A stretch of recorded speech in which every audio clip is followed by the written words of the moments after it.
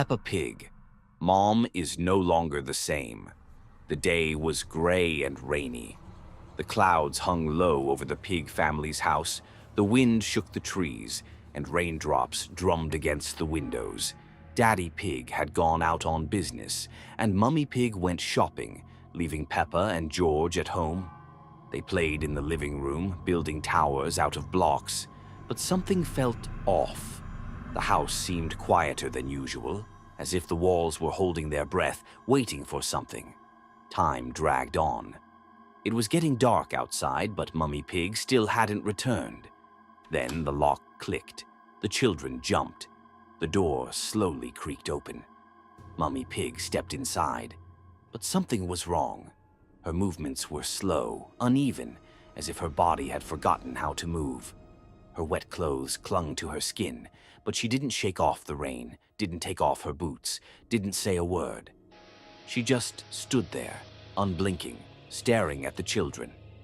The living room grew cold. The air thickened with a strange heaviness, like the moment before a storm. Peppa squeezed George's hand. Mummy Pig's eyes weren't the same. The whites had turned too pale, almost gray, and her pupils had dilated so much that her eyes looked like two black voids. But the most terrifying thing was her mouth. It hung slightly open. Her lips twitched as if she was trying to say something but couldn't. Peppa waited for Mummy to speak, but she just stood there. Then, she stepped forward. The floorboards didn't creak. It was as if her feet weren't touching the ground at all.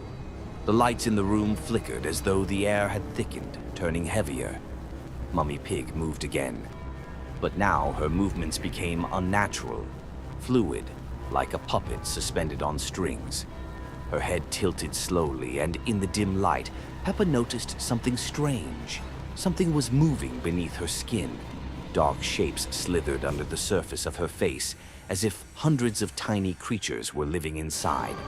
Peppa shivered, but the worst came in the next moment. Mummy Pig lunged forward, suddenly like a broken doll. Her whole body jerked forward, and her mouth stretched open wider than should be possible. Peppa heard a sound for the first time. Not a voice, not a whisper, but a chorus of hundreds of voices speaking at once. The house shuddered.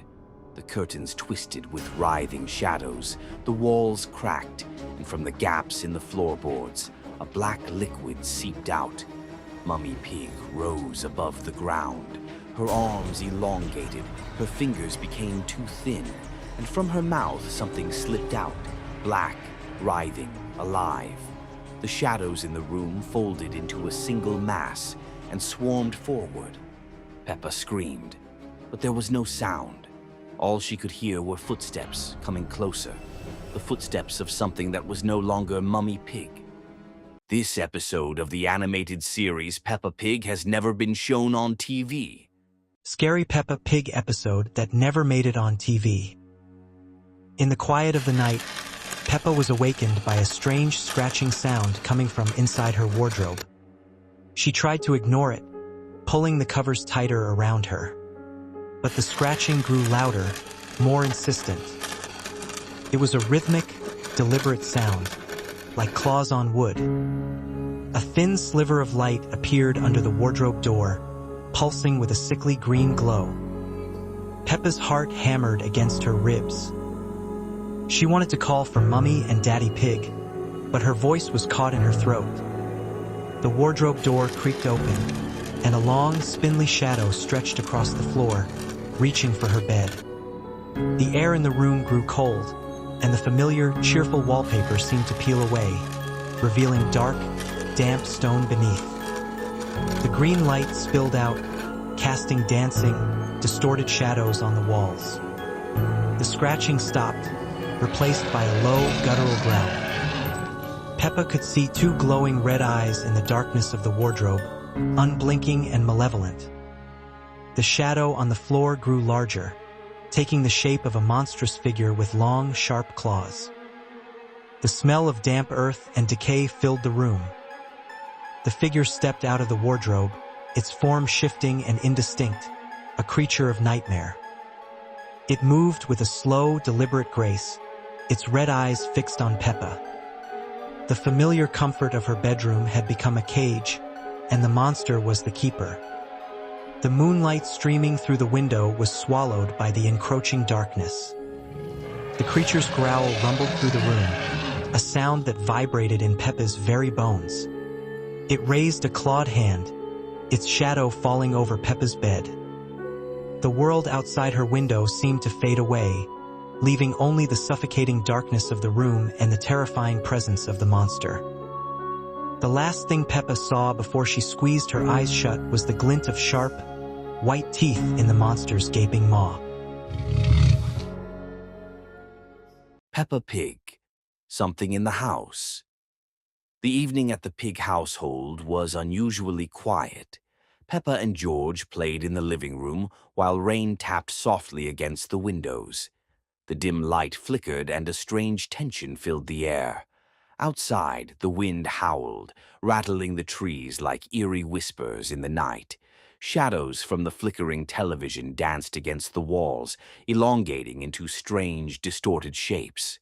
Then the door creaked open. Peppa turned quickly, her heartbeat quickening. The door had been closed. She was sure of it. Mummy Pig and Daddy Pig entered, but something was wrong. Their movements were too smooth, too silent, as if they glided rather than walked. Their eyes were empty, hollow voids, and their smiles were unnaturally wide, frozen in place like grotesque masks. The room grew cold. A chill seeped into Peppa's bones, numbing her fingertips. The air thickened, pressing against her chest as if the room itself were alive. George clutched his dinosaur tighter, his little fingers trembling. The silence between them stretched, heavy with unseen dread. Daddy Pig's head twisted at an impossible angle, his neck creaking and popping as he turned 180 degrees to stare at them. Mummy Pig's posture shifted unnaturally, her body bending too far forward, her arms dangling lifelessly at her sides like a broken puppet. Then came the sound. A rhythmic click-clack of hooves echoed through the hallways, slow and deliberate. The footsteps did not belong to anyone they knew. Peppa grabbed George's hand, her grip firm, and without hesitation they bolted upstairs. Their feet pounded against the wooden steps, the house groaning beneath them. Peppa reached their bedroom, yanked George inside, and slammed the door shut, twisting the lock with shaking fingers. Silence. The handle began to turn, softly at first, then with more force. Peppa pressed her back against the door, willing it to hold. Then a slow, deliberate scratching at the wood. It was faint, methodical, like nails dragging just beneath the surface. A breathy whisper followed, an exhale too close, too deliberate.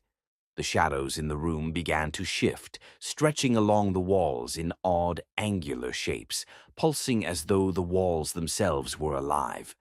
The air grew colder still, wrapping around them like unseen fingers.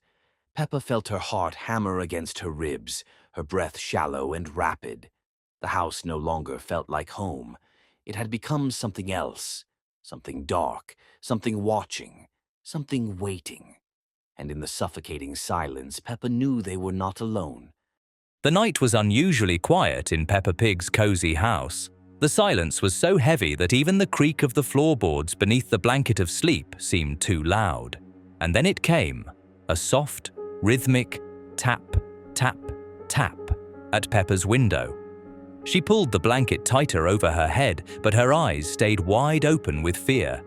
It wasn't the sound of rain or the rustle of branches. This was different, intentional, as if someone knew she was awake. Suddenly, a shadow flashed across the glass. Light, stretched, but unnerving. And Peppa recognized it instantly. It was Ballerina Cappuccina.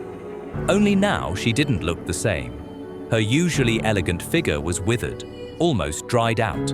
Her legs moved in jerks, and her eyes were locked on Peppa with a disturbing, relentless intensity. She wasn't knocking with her hands, but with the tip of a worn ballet slipper, and each strike sent a chill through the room. Tap, tap, tap. Peppa squeezed her eyes shut, hoping it would stop, but the knocking grew louder. Now it sounded like a drum, setting a rhythm. Ballerina Cappuccina twirled just outside the window, her movements unnatural, a grotesque parody of her former grace. She spun and never looked away from Peppa, a silent invitation to come outside. At that moment, George stirred in his sleep and mumbled softly, "Peppa, make it stop." Peppa's heart tightened. She understood. If she stood up, it would become real. But if she stayed in bed, the sound would drive her mad. And suddenly, through the knocks and scraping, came a faint whisper, not from the window, but from inside her head. "You're watching this, aren't you? Press the HYPE button under the video." Peppa flinched. It felt like the words belonged to Cappuccina herself, as though her voice was woven into the eerie tune like a broken music box. For a second, it was clear. Someone was calling not just to Peppa, but to the one watching with her. The tapping didn't stop. It grew into a full symphony. Cappuccina struck the glass harder and harder, her movements becoming frantic. Her dress whipped like torn fabric, and with each pirouette she seemed closer. Even though the window was shut, Peppa could see the slipper leaving dents in the glass. "Peppa, join my dance," whispered Cappuccina. Her voice was sweet, like a lullaby, but within it was a coldness that pierced to the bone. George whimpered and turned toward the wall, while Peppa clutched the blanket, realizing this wasn't a dream. Then the lamp in the room flickered on, casting light on something even more dreadful. On the floor, right by the bed, footprints appeared, tiny imprints of worn ballet slippers moving toward her. But Cappuccina was still outside the window. That meant only one thing. She could be in two places at once. The room filled with the echo of steps.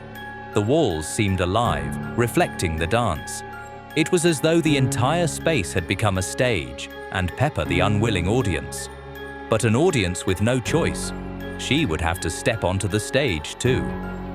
"One more step, and you'll stay with me forever," sang Cappuccina, her voice now coming from both outside and inside the room. The glass cracked. Peppa gasped and clutched George tightly. She knew one wrong move and the ballerina would be beside her, but staying still was unbearable. Then came the loudest strike. The window shattered into shards, and Cappuccina's slipper stepped onto the carpet. She made a graceful curtsy, her eyes flaring red, her smile stretching unnaturally wide. The music of the broken box filled the house, the walls trembled, and the shadows on the ceiling began to dance along with her. Peppa screamed, but the sound was drowned out in the monstrous symphony. Ballerina Cappuccina reached out a hand to Peppa. "Now it's your turn," she whispered, and Peppa understood. The knocking would never stop. The dance would never end. She was next. Peppa Pig, the letters on the wall. It started with a single phrase. A small message, as if scratched by something blunt. On the wall by the stairs, right under the handrail. Daddy Pig first thought George had been playing with a sharp toy block. "Who wrote this?" he asked at breakfast. "Not me," said George. "Me neither," added Peppa. "What does it say?" Daddy Pig frowned. "You forgot me." They thought it was just a childish prank. Mummy Pig wiped the wall with a damp cloth, and the writing disappeared. But the next morning, it showed up again, somewhere else, near the kitchen door. Same words. "You forgot me." "Mummy," said Peppa, "maybe it's leftover chalk. Or someone's drawing at night." "No one's drawing, Peppa. It's just a coincidence." But on the third day, the writing was in Peppa and George's room, right next to the bed, written by a small hoof, tiny letters, crooked pressure, as if whoever wrote it was rushing or didn't know how to hold the chalk. "I didn't write it," Peppa repeated. "I swear." "Maybe you just don't remember," Mummy said gently. "Maybe it happened in a dream." But Peppa hadn't been asleep. She remembered clearly. And that night, she woke up to a soft sound, a scratchy noise, dry, like something scraping against plaster. She sat up and saw the bedroom door slightly open. Light from the hallway fell on the wall, and there, in the shadow, something moved. Peppa couldn't see a face, only a hoof, scraping against the wall again and again. When she turned on her nightlight, the figure was gone, but a new message had appeared. You erased me. Now the writings showed up every day, in the bathroom, on the wardrobe, under the table, even on the inside of the window glass, all written by one hoof, all saying the same thing. Who is it? Peppa asked George. Maybe it's someone you forgot, he whispered. On the 6th night, Peppa woke up and saw someone writing on the wall right in front of her bed. She didn't move, didn't breathe. The figure didn't turn around, just a shadow, a shape, and when the message was finished, it melted into the darkness, quiet, smooth. You were me. Peppa shivered. Her eyes moved to the mirror, and she saw a reflection, herself, almost. But the one in the mirror didn't move, didn't blink, just stared, and words began to appear on the glass. You took my place. In the morning, Mummy Pig called her for breakfast. Peppa, aren't you hungry? Peppa didn't reply. She didn't feel like herself anymore. And on the wall above the table appeared one final message, written in that same crooked hoof writing. Now you are forgotten. It all began subtly.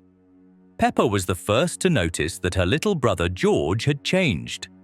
At first, it was just small things. He became quieter than usual, stopped laughing, and played less with his favorite dinosaur. He often sat on the floor by the window, tracing shapes on the carpet with his fingers. At first, Peppa thought it was just a game, but then she realized the shapes were always the same. Circles, and in the center of each, 2 long stretched eyes. George, what are you drawing? She asked, trying to peek closer. But he didn't answer. His gaze was empty, as if he wasn't looking at the drawings at all, but sinking somewhere deep inside himself. With each passing day, it grew worse. George stopped responding to her words, ate less and less, and at night, Peppa heard him whispering strange words in his sleep. Sometimes he would get up and stand motionless in the middle of the room, his eyes fixed on the darkness. One evening, he finally looked up at her, and Peppa's heart froze. His eyes were completely empty. The smile stretching across his face was unnatural, alien. I'm not George anymore, he whispered in a low, hollow voice. One that didn't belong to her brother, but to someone older, someone else entirely. And after those words, he simply melted into the darkness. Peppa screamed, called for her parents, but they only said she must have had a nightmare. The next day, George returned. He sat at the table, eating porridge, as if nothing had happened. But when Peppa met his gaze, he leaned toward her and whispered, "You're next." On the floor lay his dinosaur, torn to pieces, threads sticking out, strange red marks on its body, as if clawed fingers had ripped through it. Peppa could no longer pretend nothing was happening. She noticed something else. In the hallway mirror, George's reflection lived its own life. When George himself sat still, the reflection turned its head and stared at her. Sometimes its lips moved, and one day, Peppa clearly heard, "He is already with us." No adult noticed anything.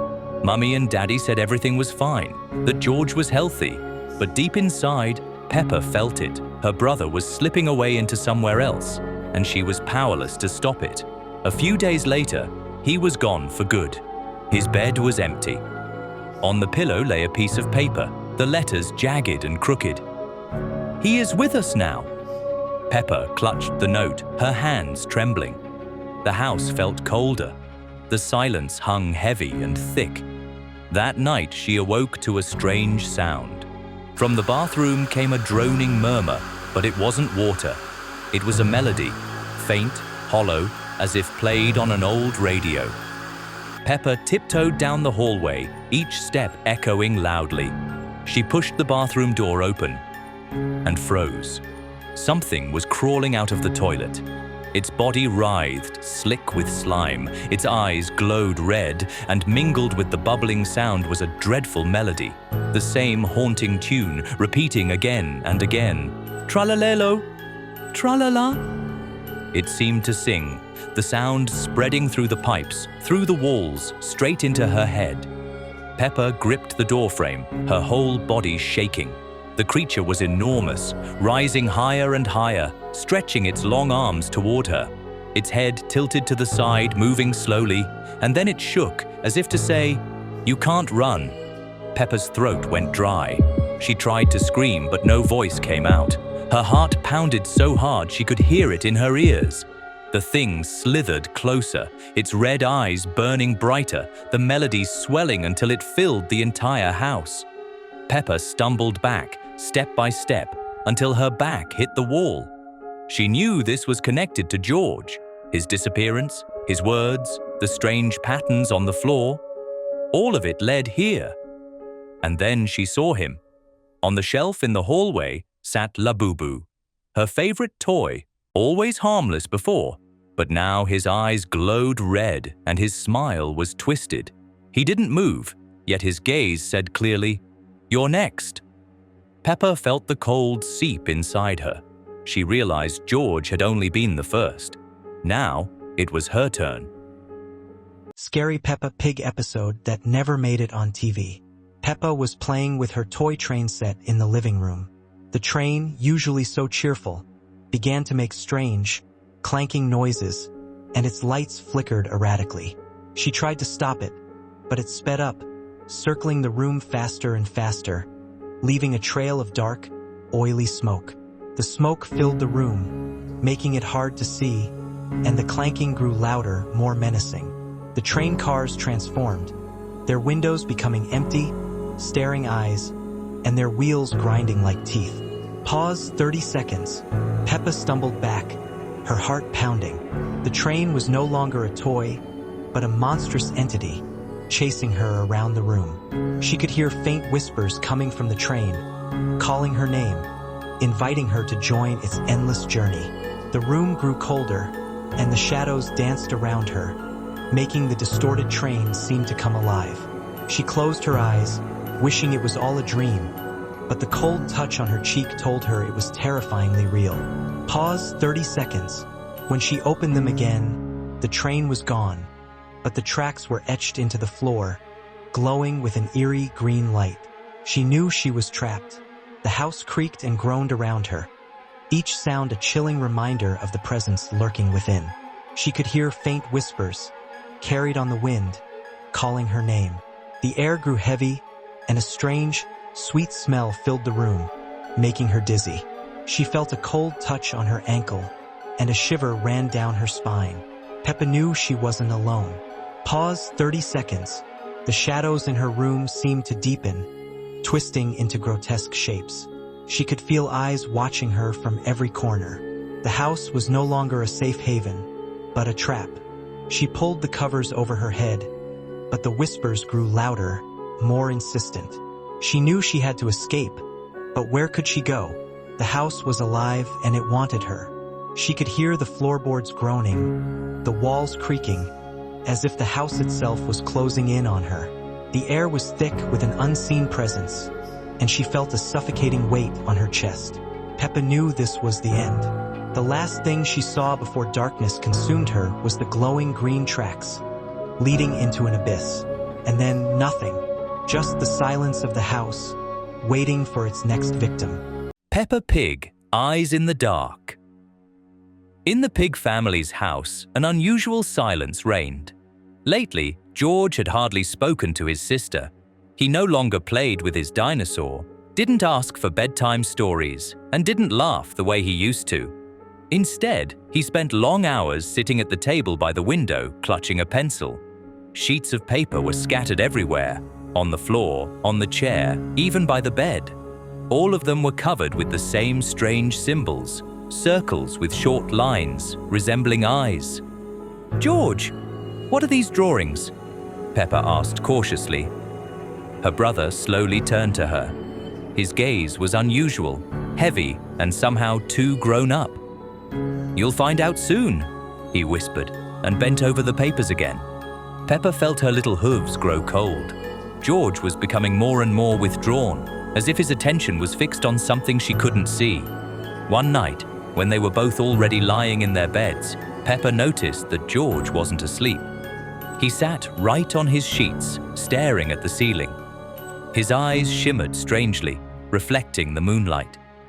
But there was no warmth in that gleam. It felt as if a bottomless depth was hiding inside them, one she could fall into. "George," Peppa whispered. He didn't answer. He only smiled, in a way he had never smiled before. The next morning, George's bed was empty. His favorite dinosaur lay torn to pieces on the floor. Above his pillow, on the wall, scratches had appeared. Symbols like eyes, as if someone had carved them with a sharp claw. "George!" Peppa called. But the room remained silent. She rushed through the house, searching for her brother in the garden, the kitchen, the living room. But George was nowhere. Everything around her felt too quiet, as if time itself had stopped. When Peppa returned to their room, her eyes fell on the large mirror hanging on the wall. Her heart froze. In the reflection behind her stood George. She spun around quickly. No one was there. But in the mirror, he remained, staring. His eyes glowed with a dim, sickly light, and his lips stretched into a smile. Peppa backed away, and then she noticed that next to George in the reflection sat Labubu. The toy looked almost the same as always, but its eyes flickered with a red glow. On its face lingered the same eerie smile as George's. "George is no more," came a strange voice from the mirror. It was low, drawn out, and echoed both in the room and inside her head. Peppa pressed herself to the wall. The surface of the mirror rippled like water. The shapes of George and Labubu moved forward, toward the glass. Their outlines became sharper, as if they were about to break through. "No!" Peppa screamed. She dashed toward the door, but suddenly froze. In the mirror, her own bed reflected as empty. And on it sat Labubu, very close now, with glowing eyes and a crooked smile. The mirror trembled, and the shadows nearly tore their way out. Peppa squeezed her eyes shut, unable to look. When she opened them again, the mirror was ordinary. The room was silent. Only George's bed remained empty. Later that night, when their parents had gone to sleep, Peppa sat on her bed, staring at the shelf where Labubu now stood again. He looked harmless, soft, and familiar. But now she knew the truth. His eyes were no longer lifeless buttons. In their dim glow flickered the same cold emptiness she had seen in George. And in the corner of the room, near the mirror, a crack was slowly spreading. It widened as if something unseen was watching from behind the wall. One evening, when the usual quiet filled Peppa Pig's house, Peppa noticed something strange in her room. On the carpet, right by her bed, lay a small yellow toy. It looked like a little creature with huge black eyes and a wide smile, too straight and motionless to be friendly.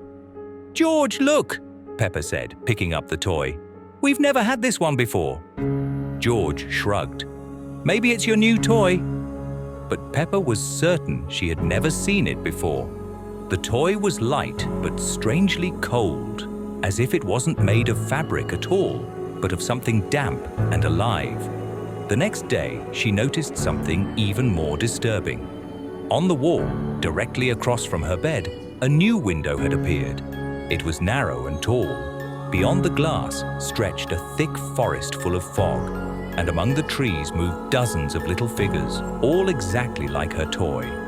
They stood motionless, staring straight into her room. "Mummy, look!" Peppa called. "There's a window, and the toy is smiling." But Mummy Pig saw nothing. To her, it was just a wall, and the toy wasn't there at all. "You've been playing too much, Peppa," Mummy said gently. "It's time for bed."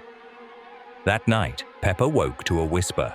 The toy was sitting on her pillow, quietly repeating, "We're waiting for you. Look through the window." Beyond the glass, the forest was alive. The creatures moved closer, and there were even more of them now. All of them whispered in one voice, "Join us!" Each night, Peppa woke to the same whisper. At first, it was only words. Then she noticed her skin turning a faint shade of yellow. George tried to tell their parents that his sister looked strange, but they only smiled, not seeing anything unusual. On the third night, Peppa's eyes began to darken. She stared into the mirror for a long time, watching as the whites turned grey, until finally they became 2 black circles. On the fourth night, there were even more creatures in the forest. Their ranks stretched between the trees, and all of them reached out thin hands toward the window. The whisper grew louder, their voices blending into a single chant. "Soon you will be one of us. They're my friends," Peppa whispered to George. "Soon you'll see them too." On the fifth night, her smile grew wider and froze on her face, just like the toys. George began to cry and ran to his parents, but they only patted his head. "It was just a dream," said Mummy Pig. By morning, when they returned to the room, Peppa looked normal again. The toy had vanished, but at night it always came back. The sixth night was the longest. Peppa sat by the window, speaking with the creatures. At first, she whispered. Then she spoke aloud. She repeated the words they taught her, words George didn't understand. The forest seemed to sway in rhythm with her voice, and the shadows appeared to move with her breath. On the seventh night, everything ended. Peppa stood by the window. Her skin was now fully yellow, her eyes black, her smile stretched so wide her face no longer looked like her own. The toy sat beside her, whispering, "The time has come." The creatures in the forest parted, opening a path. Peppa stepped toward the glass and vanished into it, as if it had turned to water. The room was empty. On the windowsill lay a small yellow toy. Now it whispered to Mummy Pig whenever she entered the room. A week passed. George was playing when he noticed a new toy lying on the floor, exactly the same as Peppa's. On the wall, another window had appeared. In its depths, shrouded in fog, stood Peppa. She was smiling her wide smile and calling to her brother. The cycle had begun again,